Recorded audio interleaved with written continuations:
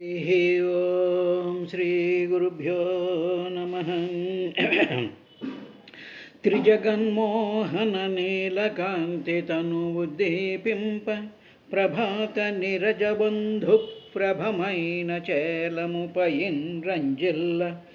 నీలాలకం వ్రజ సంయుక్త ముఖారవిందము అతిసేవ్యంబై విజృంభింపమా విజయుంజేరెడు వన్నెకాడు మదినావేశించునల్లప్పుడు హయరింఖా ముఖధూళి ధూసర పరిన్యస్తాలకోపేతమై రయజాతశ్రమతోయ బిందుయుతమై రంజిల్లు నెమ్మోముతో జయమున్ పార్థునకిచ్చు వెట్క అని నా శస్త్రాహతించలనొచ్చియు ఓరించు మహానుభావు మదిలో చింతింతున శ్రాంతమున్ నరుమాటల్ విని నవ్వుతో ఉభయ సేనా మధ్యమశ్రోణిలో పరులీక్ష్యంపరథంబు నిల్పి పరభూపాలావళింజూపుచున్ పరభూపాయువులు ఎల్ల చూపులన శుంభత్కేళి వంచించు ఈ పరమేశుండు వెలింగుచుండెడు సుహృత్ పద్మాసనాసీనుడై కుప్పించి ఎగసిన కుండలంబుల కాంతి గగన భాగం బెల్ల కప్పికొనగ ఉరికిన ఓర్వక ఉదరంబులోనున్న జగములం వ్రేగున జగతి కదల చక్రంబు చేపట్టి చనుదెంచురయమున పైనున్న పచ్చని పటము జార నమ్మితి నలావు నగుబాటు సేయక మన్నింపుమని క్రీడి మరలదిగువ కరికి లంఘించు సింహంబు కరణి మెరసి నేడు భీష్ముని జంపుదు నిన్నుగాతు విడువు మర్జునయనుచు మద్విశిఖ వృష్టి తెరలి చనుదెంచు దేవుండు దిక్కు నాకు ఒక సూర్యుండు సమస్త జీవులకు తానొక్కొక్కడై తోచుపోలిక ఏ దేవుడు సర్వకాలము మహాలీలం నిజోత్పన్న జన్యకదంబంబుల హృత్సరోరుహములన్ నానా విధానూన రూపకుడై ఒపుచుండు అట్టి హరినే ప్రార్థింతు శుద్ధుండనై. హరి ఓం శ్రీ గురుభ్యో నమః. ఈ మనుష్య దేహం జ్ఞానేంద్రియాలు కర్మేంద్రియాలు తర్వాత పంచభూతాలతో కూడుకున్నటువంటిదయ్యా ఈ దేహం. ఈ దేహంతో భారతదేశంలో పుట్టినటువంటి జనులకు వాళ్ళు ఏం చెయ్యాలి అనేటువంటి ఒకే ఒక్క విషయాన్ని చాలా డైరెక్ట్గా సుఖబ్రహ్మ పరీక్షణ్ మహారాజుకి చెప్తూ ఇలాగా భారతదేశంలో పుట్టినటువంటి జనులు ఏం చేయాలి అంటే ఎప్పుడూ కూడా మోక్షం కోసం మాత్రమే ప్రయత్నించవలెను. మోక్షం యతేరన్ దేనికోసం నా పునఃభవాయ నా కాదు పునః అంటే మళ్ళీ భవాయ పుట్టడం అనేటువంటి దానికోసం మళ్ళీ ఎప్పుడూ ప్రయత్నించకూడదు, మోక్షం కోసమే ప్రయత్నించాలి. అంటే ఈ జీవుడు మళ్ళీ పరమాత్మలోనే కలిసిపోవడం కోసం మాత్రమే ప్రయత్నించాలి తప్ప ఇంకా దేనికోసం కూడా ప్రయత్నించకూడదు. ఇందులో ఉండేటువంటి రహస్యం ఏమిటి అంటే సాధారణంగా పంచేంద్రియాలు జ్ఞానేంద్రియాలతో ఉండేటువంటి ఈ మానవుడి యొక్క దేహంకి ఎదురుగా ప్రపంచం కనిపిస్తుంది. ప్రపంచంలో అనేక రకాలైనటువంటి వస్తు సామగ్రులు ఉంటారు, రకరకాలైనటువంటి ఉంటాయి. ఈ మనిషి పెరుగుతూ ఉంటాడు, వీడికి అనేక రకాలైనటువంటి లంపటాలు లావాదేవీలు ఉంటాయి. వీటి కోసం ప్రయత్నిస్తూ ఉండేటప్పటికి ఏమవుతుందంటే కొన్ని కోరికలు తీరుతాయి, కొన్ని కోరికలు తీరవు. ఇలాగా కోరికలు తీరితే సుఖము, కోరికలు తీరకపోతే దుఃఖం. సుఖ దుఃఖాలనేటువంటి ద్వంద్వాలలో వీడు అటు ఇటు అటు ఇటు అటు ఇటు పడుతూ ఉంటాడు. అంటే సముద్రంలో నోవ వెళుతుందనుకోండి, అలలు వస్తున్నప్పుడు ఇటొకసారి ఒరుగుతుంది, అటొకసారి ఒరుగుతుంది. అలాగే ఇటు సుఖంలోనూ అటు దుఃఖంలోనూ కూడా ఈ పంచభౌతికమైనటువంటి దేహం తిరుగుతూ ఉంటుంది. అప్పుడు ఈ మనసు ఈ సుఖ దుఃఖాల ఆటుపోట్లే మనసు రికార్డు చేసుకుంటూ ఉంటుంది. అవి వాసనల కింద మారుతాయి. అందులో తీరని కోరికలు తీర్చుకోవడానికి అని చెప్పి చేసిన పుణ్యాల యొక్క ఫలం అనుభవించడం కోసం అని చెప్పి అదంతా ప్రారంభ కర్మ కింద వచ్చి మళ్ళీ జన్మల పరంపరలో పడుతూ ఉంటుంది. ఈ కథ ఇలాగ కంటిన్యూ అయిపోతూ ఉంటుంది. కాబట్టి ఈ సంగతి మనం తెలుసుకున్న తరువాత అప్పుడు మనం ఏం చేయాలంటే మళ్ళీ ఈ శరీరం అనేటువంటి నావకి మళ్ళీ నాకు ఈ శరీరం అనేటువంటి నావలో సుఖదుఖాల యొక్క ఆటుపోటుల్లో నేను ప్రయాణం చెయ్యకూడదు. నేను డైరెక్ట్గా ఎక్కడి నుంచి అయితే వచ్చానో ఆ పరమాత్మ యొక్క పాదాలలోకి నా జీవుడు వెలిగేటువంటి జ్యోతిస్వరూపం లాంటి నా జీవుడికి ఆవరించుకున్నటువంటి ఆ ఆవరణలన్నీ తొలగిపోయి నాలో ఉండేటువంటి ఆ జీవ కళ, ఆ ప్రజ్ఞ, ఆ జ్ఞానస్వరూపం నా శరీరం నుంచి వదిలేసి ఈ లోకాలన్నీ దాటుకుంటూ ఆ పరమాత్మ యొక్క పాదాలలోకి కలిసిపోవడము అనేటువంటి ప్రయత్నం మాత్రమే చెయ్యాలి. ఇది మనం చాలా గట్టిగా గుర్తుపెట్టుకోవాలి. కాబట్టి ఇలాగ చెయ్యకపోయినట్లయితే కోరికల మధ్యలో టాస్ అవుతూ ఉండేటప్పటికీ వనవోకాహ ఇవ బంధనం ఏవాయాంతి, అలా కాకపోయేటట్టుకు బంధనాల్లో పడిపోతారు అని చెప్పిన తర్వాత ఇంకా ఏం చెప్పారంటే యై శ్రద్ధయా బర్హిషి భాగశో హవిః నిరుక్తమిష్టం విధి మంత్రవస్తుతః ఏకపృదజ్ఞామభిరాహుతో ముదా గృహ్ణాతి పూర్ణస్వయమాశిషాం ప్రభుః అంటూ ఏమన్నాడంటే ఏకః అద్వితీయుడు పూర్ణః పరిపూర్ణుడు అయినటువంటి ఆశిషాం సమస్త పురుషార్థాలకి కూడా ప్రభు అయినటువంటి ఆ శ్రీహరిని యైహి భారతదేశంలో పుట్టినటువంటి వాళ్ళందరూ కూడా ఏం చేస్తూ ఉంటారంటే యజ్ఞాలలో వీళ్ళు బర్హిషి అంటే యజ్ఞాలు చేస్తూ ఉంటారయ్యా భారతదేశంలో పుట్టినటువంటి వాళ్ళు. యజ్ఞాలు అంటే అలా కూర్చుని హోమాలు, క్రతువులు, యాగాలు వీటిల్నే యజ్ఞాలు అనరు. పారాయణ చేయడం, వ్రతాలు చేయడం, దీక్షలు పడుతూ ఉండడం, మంచి శుచిగా శుభ్రంగా ఉంటూ భగవన్నామం యొక్క స్మరణ చేయడం, తరువాత అతిథి సత్కారాలు చేయడం, దాన ధర్మాలు చేయడం, ఇవన్నీ కూడా యజ్ఞాల యొక్క స్వరూపాలే. కాబట్టి భారతదేశంలో ఉండేటువంటి భారతీయులు యజ్ఞాల్లో ఖచ్చితంగా నిర్దేశించబడినటువంటి హోమధవ్యాలతో ఆయా దేవతలకు యజ్ఞాలు చేస్తూ ఉంటారయ్యా. ఆ దేవతల్ని వీళ్ళు ఏం చేస్తూ ఉంటారంటే ఆయా దేవతల్ని ఆహ్వానిస్తారు యజ్ఞాలు చేస్తున్నప్పుడు. ఆహ్వానించినప్పుడు ఆ దేవతకి సంబంధించినటువంటి మంత్రములు ఏమున్నాయో ఆ మంత్రముల చేత ఆ దేవతల్ని ఆవాహన చేస్తారు. నెంబర్ 1. రెండోది ఏం చేస్తూ ఉంటారంటే నిరుక్తం ఇష్టం విధి మంత్ర వస్తుతః, ఆ మంత్రం కూడా విధివత్ అంటే వేదం ఏదైతే విధించిందో, వేదంలో ఏ మంత్రాలైతే చెప్పబడ్డాయో అటువంటి మంత్రముల ద్వారా విధి మంత్ర అంటే విధించినటువంటి మంత్రముల చేత ఆ దేవతల్ని ఆ హోమాల్లోకి ఆ యజ్ఞాల్లోకి పిలుస్తారు. బాగానే ఉంది. తర్వాత పిలిచిన తర్వాత వాళ్ళు అగ్నిహోత్ర స్వరూపంలోకి వాళ్ళు వచ్చినప్పుడు మరి వాళ్ళకి ఏవో సమర్పించాలిగా. అప్పుడు వస్తువుల్ని సమర్పించాలి. అంటే విధి వస్తుతః శాస్త్రంలో ఏ వస్తువులు సమర్పించాలని రాసి ఉన్నదో, ఏ వస్తువులనే ఆయా ఏ దేవతలకి ఏ వస్తువులు సమర్పించాలో, ఏ మంత్రాలతో వాటిని సమర్పించాలో ఆ విధంగా ఖచ్చితంగా చెయ్యాలి. ఇలా చేసినప్పుడు రకరకాలైనటువంటి హోమకుండాలు పెడుతుంటే ఒక చోట లక్ష్మి చేస్తావు, ఒక చోట గణపతి చేస్తావు, ఒక చోట వరాహం చేస్తావు, ఒక చోట ఏమో వరుణ చేస్తావు, ఇంకో చోట ఇంకొకటి ఇలాగ యజ్ఞాలు చేస్తూ ఉంటారు. కాబట్టి ఏ దేవతలకు ఏ మంత్రాలను పెట్టి ఆవాహన చేయాలో, ఏ దేవతలకి ఏ పదార్థాలైతే సమర్పించాలో అవన్నీ విడదీసి దేనికి దానికి సెపరేట్ చేసి ఆయా దేవతల్ని వాళ్ళ యొక్క పేర్లతో పిలవాలి. నిరుక్తమిష్టం విధి మంత్ర వస్తుతః పిలవాలి వాళ్ళని.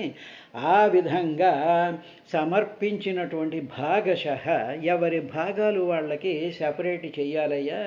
ఇలాగ సెపరేట్ చేసినటువంటిది నిరుక్తం హవిహి. ఇలా నిరుక్తం అంటే ఇలా సెపరేట్ చేసి హవిహి హోమద్రవ్యాన్ని తర్వాత ఏం చేయాలి, హోమద్రవ్యాన్ని మనం వేసి ఆయా దేవతల కోసం మనం సమర్పిస్తున్నప్పుడు అప్పుడు ఏకః పూర్ణః ఆశిషాం ప్రభువు, ఏకః అద్వితీయుడు, తర్వాత పూర్ణః పూర్ణుడైనటువంటి వాడు, ఆశిషాం సమస్త పురుషార్థాలని ప్రసాదించేటువంటి ప్రభువు, సమస్తానికి కూడా కంట్రోలర్ అయినటువంటి, సమస్తాన్లోనూ కూడా తాను ఉండి తాను పరిపాలించేటువంటి ఆ ప్రభు అయినటువంటి ఆ శ్రీహరి ఇలాగా దేనికి దానికి సెపరేట్ చేసి హోమాలు చేస్తున్నప్పుడు అహవిహి ఆ హోమద్రవ్యాలని ముదా స్వయం గృహ్ణాతి, ఆయన వచ్చి స్వీకరిస్తాడట.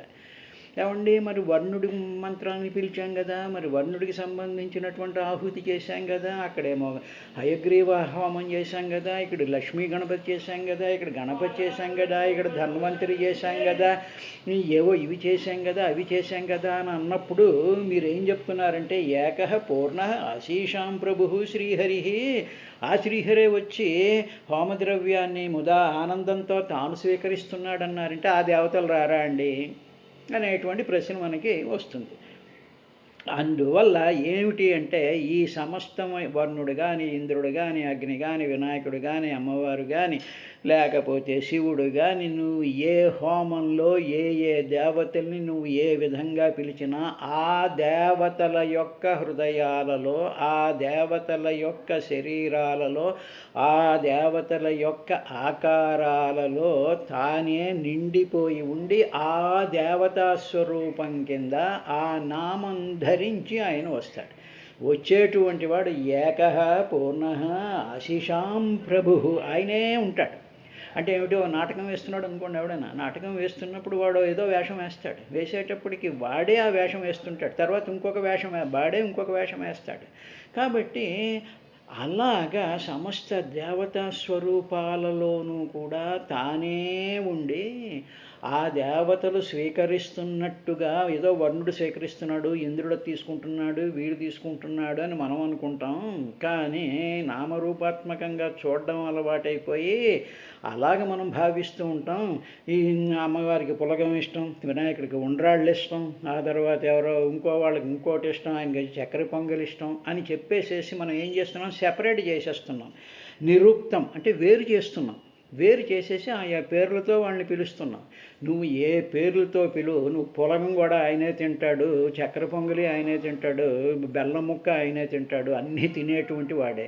కానీ మనకి అబుద్ధయ అల్పమేధస మూఢ కాబట్టి మనం ఏమనుకుంటూ ఉంటామంటే నేను పిలిచిన వినాయకుడే వస్తున్నాడు, అవి మిగతా వాళ్ళు ఎవరు రారు అనుకుంటాం. ఇది మనకి తెలియనటువంటి విషయం. అందువల్ల అది క్లారిఫై చేయడానికనే గృహ్ణాతి పూర్ణ స్వయం ఆశిషాం ప్రభు, ఆయనే వచ్చి తింటాడు అనేటువంటి విషయాన్నే మనకి భగవద్గీతలో ఆయన ఏం చెప్పాడు అంటే కామైస్తైస్తై హృతజ్ఞానా ప్రపద్యంతే అన్యదేవతా తం తం నియమమాస్థాయ ప్రకృత్యా నియతాః స్వయా.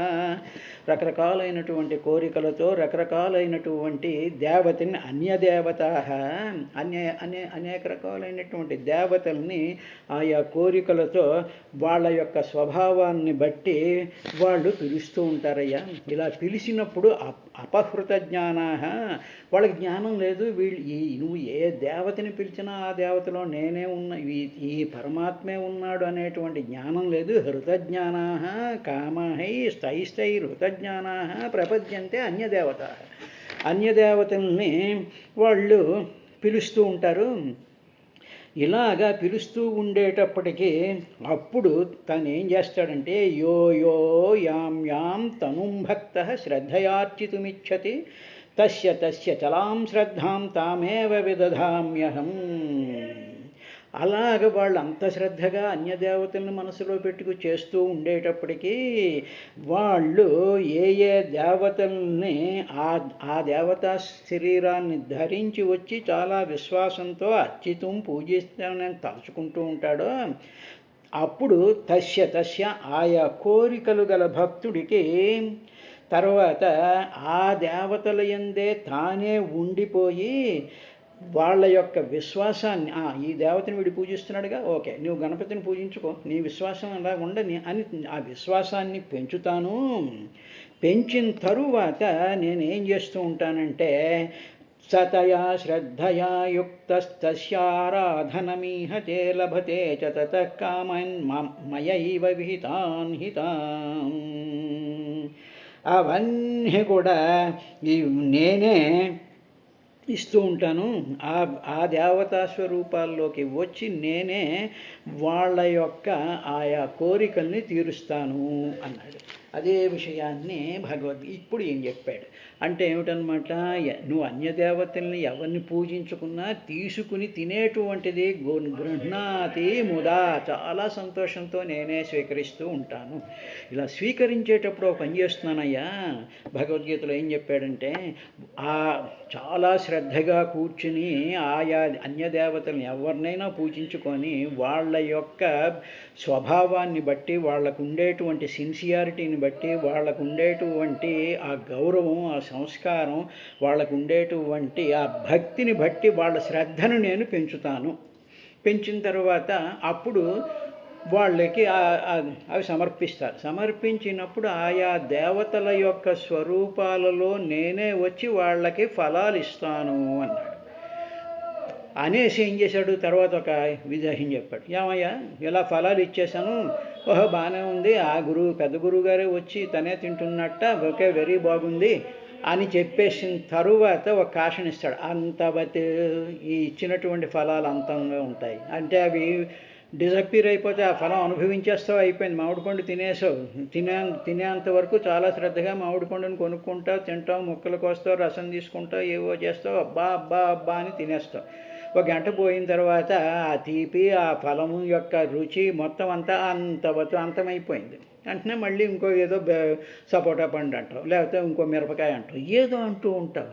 కాబట్టి ఇది గుర్తుపెట్టుకోవాలి, నువ్వు దేవతలని నీ కామాలు, నీ కోరికలు తీర్చుకోవడం కోసం అని చెప్పి నువ్వు ఇస్తూ ఉంటే ఇస్తాను, నేను మీ శ్రద్ధని పెంచుతాను, కానీ ఇవి జన్మ పరంపరల్లోకి పడేస్తూ ఉంటాయి అని చెప్పినటువంటి విషయం పై శ్లోకంలో చెప్పింది మనం గుర్తుపెట్టుకోవాలి. అయిన తర్వాత ఇంకేమన్నాడంటే సత్యం దిశత్యర్థితమర్థితో నృణాం నైవార్ధదో యత్ పునరర్థితాయతః స్వయం విధత్తే భజతామనిచ్చిత ఇచ్ఛాపిధానం నిదపాదపల్లవం. ఇందాక చదివిన శ్లోకం చెప్తాను.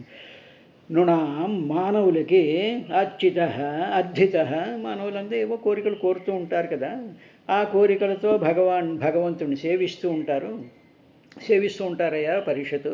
వాళ్ళు రకాల మానవులు కాబట్టి, వాళ్ళు బలహీనులు కాబట్టి, దీనులు కాబట్టి, ఏమి చేయలేను కాబట్టి, వాళ్ళకి ఏదో సంసారంలో ఉంటారు కాబట్టి వాళ్ళకి అనేక రకాలైనటువంటి సమస్యలు వస్తూ ఉంటాయి. సమస్యలను తీర్చుకోవడానికి అని చెప్పి భగవంతుడిని వాళ్ళు ప్రార్థిస్తూ ఉంటారు. ప్రార్థిస్తూ వాళ్ళని సేవిస్తూ ఉంటారు. సేవిస్తూ ఉంటే అప్పుడు భగవంతుడు ఏం చేస్తాడంటే ఆయా దేవతా స్వరూపాల్లో వచ్చి వాళ్ళ కోరికలను తీరుస్తూ ఉంటాడు. ఇది యథార్థమే, ఇందులో ఏ విధమైనటువంటి దోషము, ఇందులో ఏ విధమైన అబద్ధం లేదు, ఇది యథార్థమే అని అలాగే చేస్తాడు.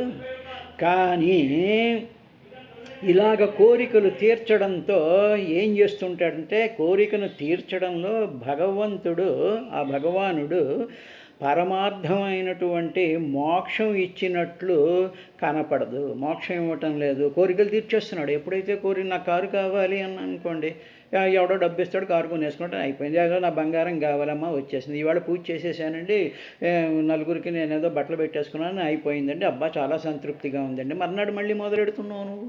కాబట్టి నువ్వు ఈ కోరికలు అనేటువంటి దాని నుంచి నువ్వు ముక్తం అవ్వటం లేదు, దాని నుంచి నువ్వు బయటపడటం లేదు. కోరికల యొక్క పరంపరలో నువ్వు పడిపోతున్నావు కాబట్టి అందువల్ల పరమార్థమైనటువంటి మోక్షం ఇచ్చినట్లు అవటం లేదు. కోరికలు తీరుతున్నాయి కానీ మోక్షం ఇచ్చేటువంటిది అవటం లేదు. ఎందుకు అంటే ఏవ అర్ధద పరమార్థాన్ని ఇచ్చేటువంటి వాడి కానే కాడు. ఆ దేవతలందరూ పరమార్థాన్ని ఇవ్వటం లేదు, నువ్వు ఏదడిగితే అది ఇస్తున్నారు. కాబట్టి కావున ఏం చేయాలి అంటే ఇప్పుడు ఈ ఫలాలు వస్తున్నాయే అవి అంతవత్ ఫలం తేషాం, ఇవన్నీ అంతమైపోయేటువంటి ఈ ఫలాలు, ఈ నీ కోరికల యొక్క దానిలో వచ్చిన ఫలాలు అంతమైపోతున్నాయి, మళ్ళీ కొత్తవి మొదలెడుతూ ఉన్నావు. తరువాత ఇలాగా ఆ భోగం అంటే ఆ సంతృప్తి, అమ్మయ్య నా కోరిక తీరిందండి, అబ్బో నాకు ఇంద్ర పదవి వచ్చిందండి, నాకేమో ఇంత సంపద వచ్చిందండి, నాకేమో ఇంత సంతృప్తి వచ్చిందండి, ఇన్ని ఫోటోలు వచ్చేసేయండి నాకు అని చెప్పేసేసి ఆ భోగం ఏమిటవుతుంది, మర్నాడు మళ్ళీ కొత్త ఫోటోలకు తయారైపోతూ ఉంటాంగా. అంటే పాత ఫోటోల్లో ఇంక నువ్వు లేవన్నమాట, మళ్ళీ కొత్తగా ఉండాలన్నమాట. ఇలాగ క్షయమైపోతున్నాయి ఆ భోగాలన్నీ. తరువాత భక్తుడు మరొక కోరికతో ముందుకు వస్తూ ఉన్నాడు. అంటే ఏమిటి, కొత్త కొత్త కార్యక్రమాలు చేయడం, కొత్త కొత్త కోరికలు కోరడం, కొత్త కొత్త స్థితులు కావాలనుకుంటడం, ఎప్పుడూ కొత్తగా ఇంకా ఇంకా ఇంకా ఇంకా కావాలి అనేటువంటి ఆశల వలయాలలో పడిపోతూ ఉంటాడు. కానీ కోరికలు లేకుండా భగవంతుణ్ణి సేవించే వారలకు, స్వామి నాకు ఏ కోరికలు లేవు, నాకు ఈ కోరికలు నాలోంచి తీసేవయ్యా, ఈ ఫోటోలు వద్దు, ఈ కార్యక్రమాలు వద్దు, ఇవి ఏమీ వద్దు, నేను నిరంతరము కూడా నీ పాదధ్యానం చేసుకోవాలి, నిష్కామంగా నేను నీ యొక్క పాదాన్ని సేవించాలి అని ఎవరైనా అనుకున్నట్లయితే, ఆయన సేవిస్తున్నట్టయితే అప్పుడు ఆయన ఏం చేస్తాడట, నిజపాద పల్లవం స్వయం విధత్తే, తనవైనటువంటి పాదపల్లం చాలా సుకుమారంగా ఉండి, ప్రభావవంతంగా ఉండి, తేజోవంతంగా ఉండి, లక్ష్మీదేవి యొక్క చేతుల చేత అలంకరించబడినటువంటివి, తర్వాత వేదస్వరూపమైనటువంటివి, సమస్త బాధల్ని కూడా తీర్చేసేటువంటివి, అభయం ఇచ్చేటువంటి నిజ పదవ పల్లవం స్వయం, తనంత తానే నువ్వు పాదాలే కావాలన్నావు కదరా, ఇగోరా పెడుతున్నాను రా తీసుకో అని చెప్పి స్వయం తనంత తానుగే విధత్తే అనుగ్రహిస్తాట. ఏం చెయ్యాలో భాగవతంలో సుఖబ్రహ్మ పరీక్షణ్ మహారాజుకి చెప్తున్నట్టుగా మనందరికీ చెప్తున్నాడు. ఏం చేసుకుంటామండి ఆ పాదాలు, దాని పక్కన చూసిన ఫోటో తీసుకోవడానికి ఉండదు కదా, ఎందుకు వచ్చిన గొడవ అనుకున్న వాళ్ళు ఇంకా అక్కర్లేదు, వాళ్ళ కోరికలు తీర్చుకోవడానికి, వాళ్ళ సరదాలు తీర్చుకోవడానికి చేసుకోండి, తప్పేం లేదు. కానీ ఇలాగా అనిచ్చతాం భజతాం, అనిచ్చతాం ఏ కోరికలు లేనట్టు అలా ఉంటూ, భజతాం సేవించేటువంటి వాళ్ళ యొక్క ఇచ్ఛాపిధానం కోరికలను కప్పివేస్తాయిట. ఏమిటి కప్పేస్తాయి, వాళ్ళ కోరికలన్నింటినీ కూడా కప్పేసి లోపలికి అణిచేసేటువంటివి అని అర్థం అన్నమాట. ఇచ్ఛాపిధానం కోరికలను కప్పివేసేటువంటివి ఏమిటంటే నిజ పదవ పల్లవం స్వయం విధత్తే. ఒక్కసారి మన మనసులో కోరికలు ఇలా లేస్తున్నప్పుడు కాలితో ఒక్క తొక్కు తొక్కి వాటిని మసి చేసేసి, వాళ్ళు పిండి చేసి అవతల పారేసేసి, నిజ పాదవ పల్లవం విధత్తే స్వయంగా తన పాదాలనే మనకి అనుగ్రహిస్తాడు. కాబట్టి నువ్వు చెయ్యవలసినటువంటి పని, నువ్వు చెయ్యవలసినటువంటిది ఏమిటంటే కాలక్షేపానికి పారాయణలు మానేయడం, కోరికలతో గుళ్ళు చుట్టూ ప్రదక్షిణలు, కొబ్బరికాయలు, మొక్కులు, వ్రతాలు, గాడిద గుడ్డులు చేయడం, ఇవన్నీ చేయాలి, తప్పదు, చేసుకుని తీరాలి.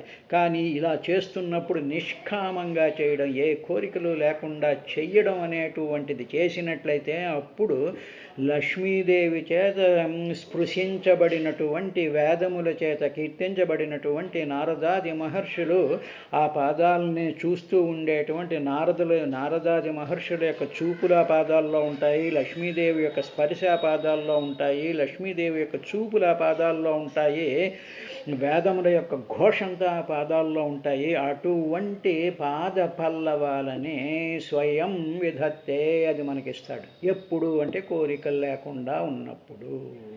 కాబట్టి కాలక్షేపంతో చేసేటువంటివన్నీ మానేసేసి ఏకాంతంగా ఏ విధమైనటువంటి జంఝాటం లేకుండా పాదాలని మనసులో పెట్టుకుని భావన చేసుకుంటూ భగవద్గీతలో భాగవతంలో చెప్పినటువంటి ఆ అసలైనటువంటి పదాలను అర్థం చేసుకుంటూ జీవితం గడపాలయ్యా అని చెప్పిన తర్వాత యద్యత్ర న స్వర్గ సుఖావశేషితం స్విష్టస్య సుప్తస్య కృతస్య శోభనం తేనా జనాభే స్మృతిమజ్జనం మజ్జన్మ న స్యాద్వర్షే హరిర్యద్భజతాం సంతనోతి అంటూ ఆ దేవతలు ఇదంతా కూడా ఏమిటి దేవతలు చెప్తున్నారు ఈ మాటలన్నీ. చెప్పిన తర్వాత దేవతలు అన్నారు, మేమేమో చాలా గొప్పమైనటువంటి యజ్ఞాలు చేసాం, ఇతర కర్మలు కూడా చేసాం, మంచి పలుకుల్ని పలికాం, ఈ మంచి పనులు చేసాము, దానివల్ల ఏమైపోయిందంటే ఆ పుణ్యం మాకు రావడం చేత